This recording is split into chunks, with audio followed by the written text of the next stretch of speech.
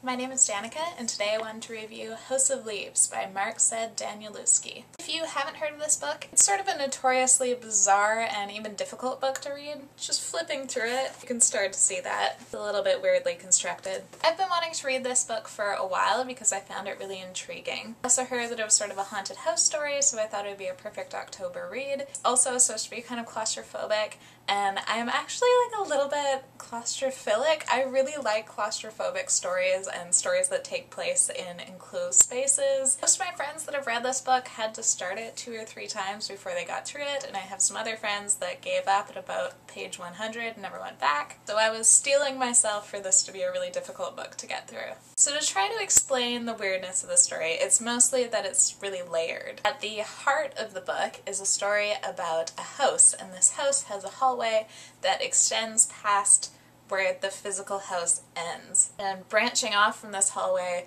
are miles of other hallways and rooms and more hallways leading off of that. And all of these distances shift. This is a story about a family that lives in this house and the people that try to explore the depths of this hallway. That story is told as a documentary, and you read about the documentary in an academic essay about the documentary. The manuscript for that book was found by someone else, Johnny Truant, and he put together all the pieces and put in commentary. But the commentary is also his life story, which is partly about how his life was slowly taken over and then ruined by this manuscript that you're now reading, and that will probably ruin your life too. So you can start to see how it's a little bit confusing. TV tropes page for this book starts with, it's a book, about a film, about a house that is a labyrinth. In short, it's a book that is a labyrinth, which is pretty accurate. The form of the book is trying to imitate the form of the house, so it's meant to be confusing and labyrinthian. There are footnotes that lead to footnotes that will eventually double back on themselves. There are pages that have to be read in a mirror. It's all meant to feel like you are trapped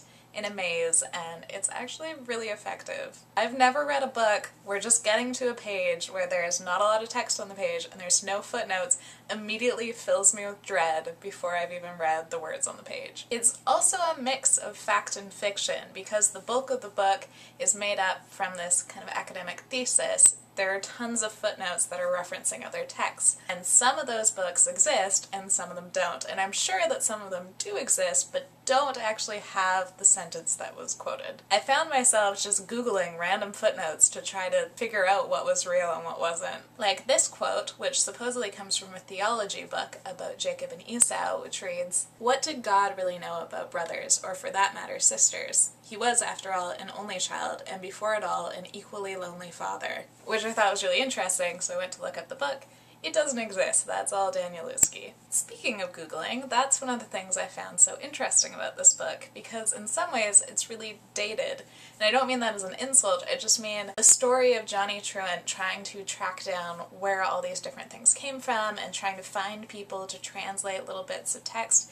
You can do that now. It's too easy to be able to look up exactly where everything comes from and to look up a rough translation. At the same time, this kind of reads as a hyperlinked text. It would work so well as a completely digital text, where if you could click a footnote and it takes you to the next one, so that it would be so easy to get sort of lost in that maze of footnotes. Because it's so self-referential, you know, there are pages where it's a footnote and then it refers you to the appendices, and I was spending a lot of time trying to flip through and find the right thing, which is, I think, part of the experience, but I think also is something that reminds me so much of text on the internet, of hyperlinked text. It's also really interesting because this book now has been the source of so many academic essays, and it's a form that Danielewski kind of mocks in places, or at least twists in some ways, and now it's being done completely in earnest about this text. For instance, there's a part in the book where it lists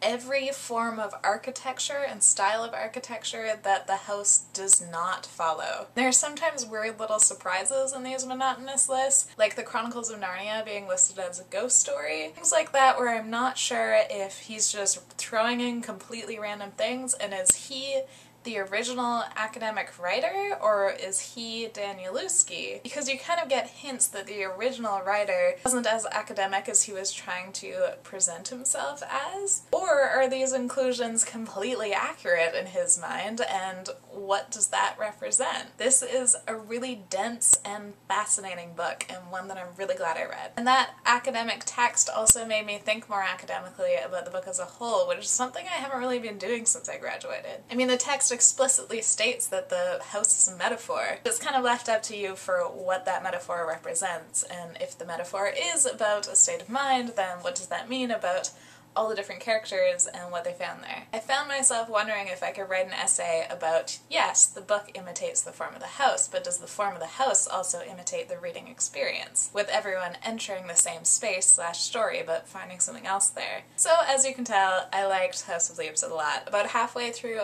I adored this book. I was ready to give it 5 stars out of 5 and just rave about it. Then, as it continued, I realized there was one element of the story that just was not working for me. And that was the final layer. I loved the idea of reading footnotes about someone who had found this book and how it affected them. I think the idea of that works really well. Johnny's character itself, I just didn't care about. He's sort of that typical male literary main character where he's the aimless and vaguely misogynistic. Most of his story is just him having a lot of one-night stands and drinking. At first, I was confident that his story was going to come around and be really satisfying, and again, there are parts that could have worked but just were drowned in his bland character. Eventually, I just started to get bored with his parts of the story. I feel like if this role had been filled with anyone other than the typical literary straight white male character, it would have been a pretty much perfect read for me. But some of the enjoyment was taken away by just not caring about that element of the book. That's just one part of the story though, and it's still definitely a book I would recommend. This is a bit of a horror book, so pretty much all the triggers apply,